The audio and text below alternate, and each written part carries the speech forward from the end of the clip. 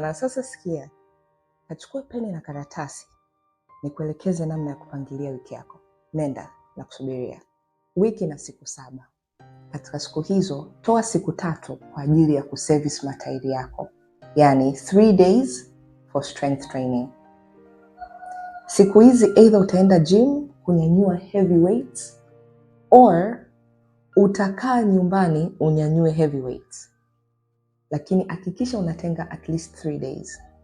And then chukua siku nyingine 2 za cardio. Unajua cardio uzuri wake ni you can do it as a hobby.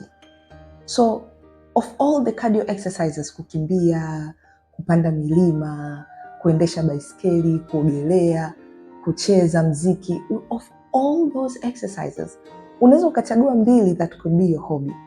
So kwenye huu mfano hapa kama unavyoona, nimetenga Jumatatu, Jumatano na Ijumaa for strength training. Alafu Jumanne nikafanya kata box which is cardio. Alafu Jumamosi nikafanya the social run which ni jogging ile asubuhi. And then siku moja kwa ajili ya flexibility na mobility, ambao kwenye ratiba yangu ya mfano nimetenga Alhamisi as that day. Alafu Jumapili nikapumzika. Ninakuhakikishia if you follow a schedule kama hii, you will look fit, you will feel fit. Hutakuwa mtu ambaye tunaenda gym alafu na maumivu.